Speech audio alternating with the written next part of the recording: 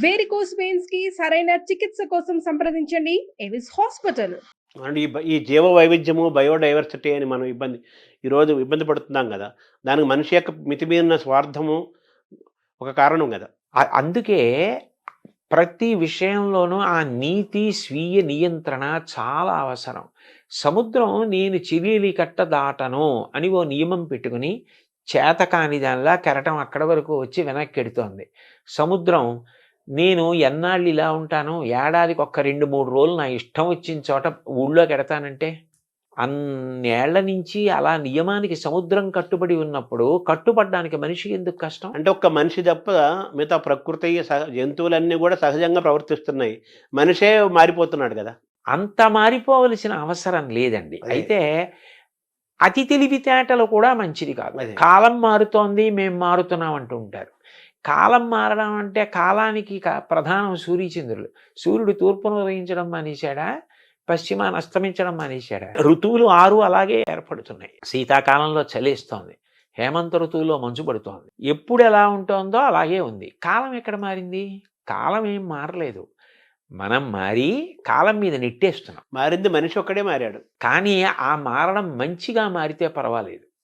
మంచిని వదిలిపెట్టి మారకూడని రీతిలో మారి దాన్ని కాలం మీదకో ఇతరుల మీదకో నెట్టేస్తే తర్వాత ఆఖరణ ముప్పుని మాత్రం మనిషే మొట్టమొదట భరించవలసి ఉంటుంది. ఇప్పుడు మన కరోనాలు గానీ, ప్రకృతి వైపరీత్యాలని అటువంటివి. మనిషి దూరమవుతున్న కాలంలోకి మనం వచ్చేసాం. ఇప్పుడు ఎథిక్స్, వాల్యూస్ అంటే పిల్లలకి ఈతకు చెప్పాలంటే మామూలుగా physics, chemistry, mathematics, economics, history ఇవన్నీ ఉన్నాయి. ఇవి మరి మన మన పాఠ్యాంశాల్లో తగ్గిపోతున్నాయి గదా! ఒకప్పుడు పెద్ద బాల శిక్ష అవన్నీ ఉండేవి, శతకాలు ఉండేవి. మనం తెలుగు వరకు మనం మాట్లాడుకుంటే, ఆంధ్రప్రదేశ్‌లో మాట్లాడుకుంటే అవి గూడా విద్యా విధానంలోకి సిలబస్‌లోకి తీసుకురావాల్సిన అవసరం కూడా ఉంది గదా! అవి తప్పకుండానండి. ఎందుకనంటే ఏదైనా ఒకటి జ్ఞాపకం ఉండాలి అంటే మీకు పద్యం కన్నా తేలిక మార్గం ఇంకోటి ఉండదు. ఛందోబద్ధమైన పద్యం 4 మాటలు చదివితే జ్ఞాపకం ఉంటుంది.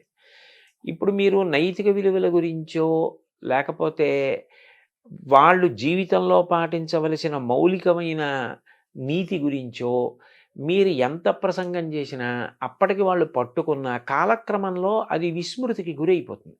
ఒక పద్యం అనుకోండి, వాళ్ళకి ధారణలో ఉంటే వాళ్ళు ఎప్పుడు ఏ సందర్భాన్ని ఎదుర్కోవలసి వచ్చినప్పుడు పద్యం స్ఫురణకొస్తుంది.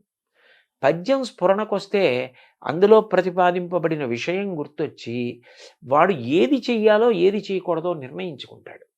అందుకని అటువంటి పద్యాల సమాహారంగా కొంత పాఠ్యాంశంగా ఒక పాఠ్య ప్రణాళిక ఉండి తద్వారా ఈ నైతిక విలువలు పిల్లలు నేర్చుకోవడం అన్నదానికి అవకాశం కలిగితే బాగా స్పష్టత ఉంటుంది. పిల్లలు కూడా బాగా పట్టుకోగలుగుతారండి. వాళ్ళు ఊంచుకోగలుగుతారు, తెలుసుకోగలుగుతారు.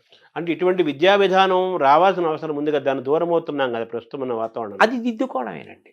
అదే. దాన్ని దిద్దుకుని ఏది చేస్తే పిల్లలకి మంచి జరుగుతుందో అది చేస్తే సరిపోతుంది.